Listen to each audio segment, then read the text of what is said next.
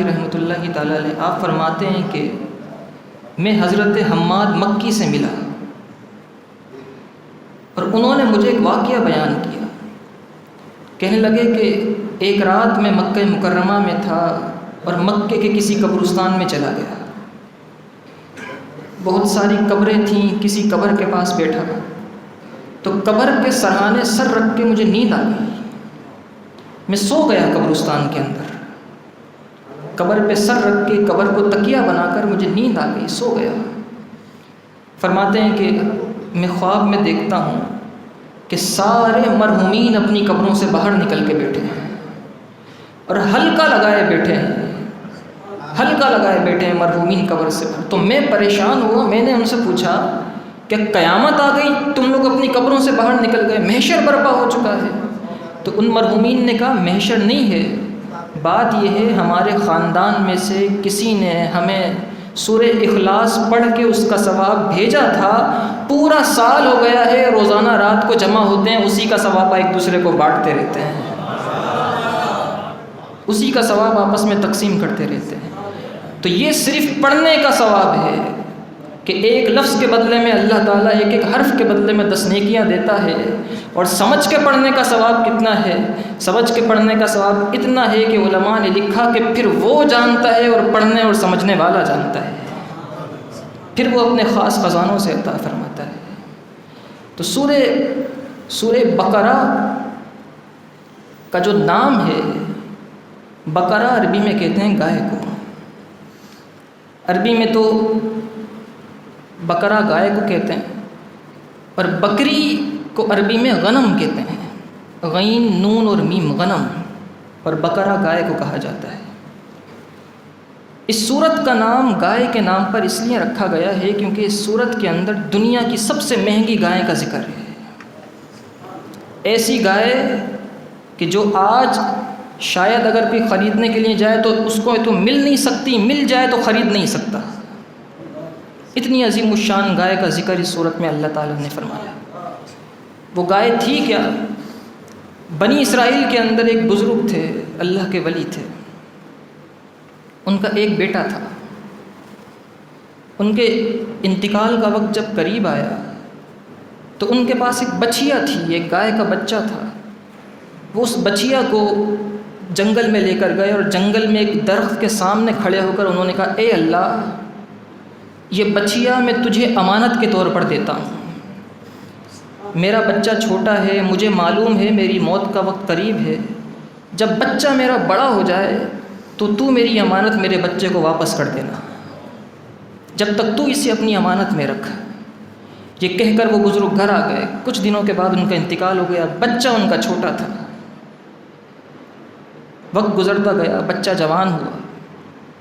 جب جوان ہوا تو اس بچے کی والدہ نے اس سے کہا بیٹا سنو، تمہارے باپ نے کوئی مال و زر چھوڑا نہیں تھا، تمہارے لیے کچھ بھی نہیں بچایا تھا. وہ ایک فقیر درویش انسان تھے، اللہ کی عبادت کیا کرتے تھے، صوفی تھے، دنیا کا مال کچھ نہیں چھوڑا. انہوں نے تمہارے لیے صرف دین کی دولت چھوڑی ہے اور مذہب کی دولت چھوڑی ہے، تمہیں نیک بنایا. وہ بچہ خود صاحب حال اور ولی تھا. نوجوانی کے عالم میں اس بچے نے اپنی رات کے 3 حصے کیے تھے. ایک رات میں سویا کرتا تھا، ایک رات اللہ کی عبادت کیا کرتا تھا اور رات کے ایک حصے میں اپنی ماں کے پاؤں دبایا کرتا تھا. اتنا نیک. تو اس ماں نے کہا بیٹا تمہارے باپ نے ایک بچیا جنگل میں جا کے چھوڑی تھی اور اللہ کی امانت میں دی تھی، تم ایک کام کرو، جنگل جاؤ اور اللہ تعالیٰ سے وہ بچیا واپس مانگو، ہو سکتا ہے رب تمہیں واپس کر دے، تمہارے پاس واپس آ جائے. اب وہ بچہ جنگل جاتا ہے اور جنگل میں جانے کے بعد اسی مخصوص درخت کے پاس کھڑے ہو کر جس کی نشانیاں ماں نے بتائی تھیں کہ ایسا ایسا درخت ہوگا، اس کے پاس کھڑے ہو کر پکارنا اللہ کو، بچیا آ جائے گی. وہ جا کے وہ نوجوان اس درخت کے پاس کھڑے ہو کر کہتا اے اللہ، میرے باپ نے تیری امانت میں ایک بچیا دی تھی، اب بڑی ہو گئی ہوگی، مجھے وہ بچیا واپس کر دے. جیسے ہی وہ پکارا اس نوجوان نے، وہ دوڑتی ہوئی بچیا اس کے پاس آئی اور اس کے پاؤں پر اپنا سر لگانے لگی. یہ وہ گائے ہے جس کے اوپر پوری سورت ذکر ہے، قرآن کی سب سے بڑی سورت، اتنی بابرکت اور مقدس کا. اس نوجوان نے وہ گائے پکڑی اور لے کر اپنے گھر آ گیا، اپنی والدہ کو دکھائی، یہی گائے ہے؟ والدہ نے کہا یہی تمہاری گائے ہے جو تمہارے باپ نے اللہ کی امان میں دی تھی۔ پھر والدہ نے کہا ایک کام کرو، اسے بازار لے جاؤ اور اسے بیچ کر آؤ۔ 3 دینار کی گائے اس زمانے میں بکا کرتی تھی۔ دینار سونے کے سکوں کو کہتے ہیں، جس میں تقریباً 3 یا 3.5 گرام سونا ہوتا ہے۔ 3-3.5 گرام سونے کا سکہ ہوا کرتا تھا جسے دینار کہتے تھے، اور درہم کہتے ہیں چاندی کے سکے کو۔ اب تو درہم اور دینار کرنسیز ہو گئی ممالک کی، لیکن اصل میں شریعت کی اصطلاح میں دینار جب کہا جاتا ہے تو سونے کا سکہ مراد ہوتا ہے، اور درہم جب کہا جاتا ہے تو چاندی کا سکہ مراد ہوتا ہے۔ تو ماں نے کہا کہ 3 دینار کی قیمت ہوگی اس گائے کی، جاؤ بازار میں بیچ کر آ جاؤ، لیکن جب بیچنے لگو، جب سودا کرنے لگو تو مجھ سے پوچھ لینا، مجھ سے پوچھے بغیر کسی کے ہاتھ مت بیچنا۔ وہ نوجوان نے گائے پکڑی اور بازار میں آ گئے۔ بازار میں ایک گاہک اس نوجوان کو ملا، کہنے لگا قیمت کیا ہے اس کی؟ نوجوان نے کہا 3 دینار۔ کہنے لگا 3 دینار سے زیادہ دوں گا، لیکن شرط یہ ہے ماں کو مت بتانا، ماں کو مت ایسے ہی بیچ دو میرے ہاتھ، 3 دینار سے زیادہ دوں گا۔ پیسہ ایسی چیز ہے کہ سب کچھ کروا دیتا ہے۔ پیسے کی وجہ سے بھائی بھائی کا خون سفید ہو جاتا ہے، قتل و غارت ہو جاتی ہے، گھر بکھر جاتے ہیں، مگر جس پر اللہ فضل فرمائے وَلَنَبْلُوَنَّكُمْ بِشَيْءٍ مِّنَ الْخَوْفِ وَالْجُوعِ وَنَقْصٍ مِّنَ الْأَمْوَالِ وَالْأَنفُسِ وَالثَّمَرَاتِ۔ اللہ تعالیٰ فرماتے ہیں ہم تمہیں آزمائیں گے، کبھی بھوک سے آزمائیں گے، کبھی پیاس سے آزمائیں گے، کبھی مال اور جان میں کمی کر کے آزمائیں گے۔ تو رب یہ مال جو ہے، انما اموالکم و اولادکم فتنہ، قرآن پاک نے فرمایا تمہاری مال اور تمہارا اولاد دونوں فتنے ہیں، مگر جس پر اللہ کرم فرما دے۔ اولاد کی وجہ سے بھی بڑی بڑی لڑائیاں ہو جاتی ہیں، اور مال کی وجہ سے بھی بڑی بڑی لڑائیاں ہو جاتی ہیں۔ اولاد آپس میں بھی بہت کچھ کر دیتی ہے، جو والدین کے لیے بڑے دکھ اور غم کا سبب بن جاتا ہے۔ اس بچے نے کہا نہیں، تم چاہے اس کے بدلے میں پوری دنیا دے دو، میں تمہیں ماں سے پوچھے بغیر بیچوں گا نہیں، میں تمہیں ماں سے پوچھے بغیر نہیں بیچوں گا۔ وہ بچہ گائے گھر لے آیا اور اپنی والدہ سے کہا کہ گاہک آیا تھا، اس نے کہا تھا 3 دینار سے زیادہ دوں گا، لیکن میں نے آپ سے پوچھے بغیر بیچا نہیں۔ اس نے شرط لگائی تھی کہ ماں سے پوچھے بغیر بیچنا۔ اب جیسے آپ کہیں تو ماں اس کی صاحب حال ولیہ تھی۔ ماں نے کہا مجھے لگتا یہ ہے وہ جو گاہک آیا تھا وہ کوئی عام انسان نہیں تھا، وہ فرشتہ تھا جو بشری لباس میں اللہ نے بھیجا تھا اور تیرا امتحان لینے بھیجا تھا۔ جا تو امتحان میں کامیاب ہوا، اب ایک کام کر، پھر بازار جا اور پھر سے تجھے وہی گاہک ملے گا۔ اب اس گاہک سے یہ پوچھ کہ ہم اسے آج بیچیں یا بعد میں کبھی بیچیں، آج بیچیں یا بعد میں کبھی بیچیں۔ وہ نوجوان پھر وہ گائے لے کر بازار آتا ہے اور اسے وہی گاہک پھر سے ملتے ہیں۔ اس سے پوچھتے ذرا یہ بتائیے اسے بیچ دوں، ابھی بیچ دوں یا بعد میں؟ تو وہ فرشتہ جو انسانی لباس میں تھا وہ گاہک کہتا ہے کہ ابھی مت بیچنا، بنی اسرائیل کا ایک قضیہ کھڑا ہوگا، ایک مسئلہ کھڑا ہوگا، اس میں تمہاری گائے بیچی جائے گی اور اس کی قیمت یہ ہوگی کہ اس کی کھال میں سونا بھر کے تمہیں دیا جائے گا، اس کی کھال میں سونا بھر کے تمہیں ابھی مت بیچو، تمہارے پاس اس کے خریدار خود آئیں گے مانگنے کے لیے یہ گائے۔ وقت گزرا، کچھ دن کے بعد بنی اسرائیل کے اندر ایک بہت بڑا تاجر تھا، بڑا مالدار شخص تھا جس کا نام تھا عامیل۔ اسے اس کے چچا کے بیٹوں نے قتل کر دیا اور پورے شہر کے اندر کوہرام مچ گیا۔ اتنا امیر آدمی جو اتنی سخت حفاظتی اقدامات کے اندر رہا کرتا تھا، اسے کس نے مار دیا پتہ نہیں چلتا تھا قاتلوں کا۔ بڑے پریشان ہوئے، بہت پریشان ہوئے، قاتلوں کا معلوم نہیں ہوتا تھا۔ یہ سارے کے سارے عامیل کے گھر والے مل کر حضرت موسیٰ علیہ السلام کے پاس گئے اور حضرت موسیٰ علیہ السلام سے کہا ذرا یہ بتائیے کہ اس کا قاتل کون ہے؟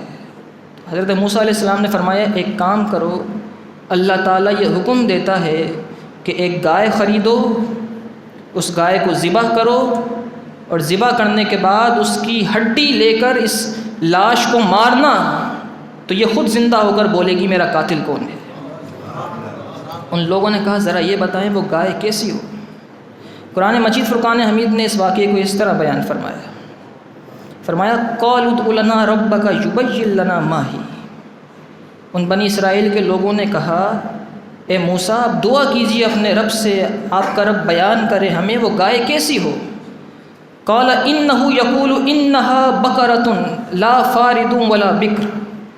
موسیٰ علیہ السلام نے فرمایا اللہ تعالیٰ ارشاد فرماتا ہے وہ گائے ایسی ہو کہ نہ بوڑھی ہو اور نہ بہت چھوٹی عمر کی ہو، عوان بین ذالک، درمیانی عمر کی ہو، فافعلوا ما تؤمرون، جو تمہیں کہا جا رہا ہے ویسا ہی کرنا۔ پھر انہوں نے ایک اور سوال کیا، عمر پتہ پڑ گئی گائے کی، اب پوچھنے لگے قالوا ادع لنا ربک یبین لنا ما لونھا، کہنے لگے اے موسیٰ علیہ السلام اپنے رب سے پوچھئے اس گائے کا رنگ کیسا ہو، کس رنگ کی گائے ہو۔ فرمایا قال انہ یقول انہا بقرۃ صفراء۔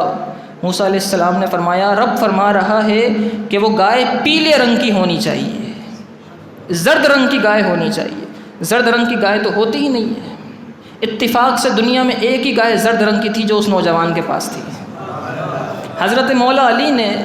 اور پھر اس کے بعد موسیٰ علیہ السلام نے جو فرمایا فاقع لونھا، گہرے زرد رنگ کی ہے، تسر الناظرین، جو دیکھنے والوں کو خوش کر دیتی ہے، جو دیکھتا ہے اس گائے کو خوش ہو جاتا ہے۔ مولا علی نے اس آیت کے بعد فرمایا کرتے تھے کہ میں یہ کہتا ہوں جو شخص پیلے رنگ کا جوتا پہنے گا زندگی میں ہمیشہ خوش رہے گا۔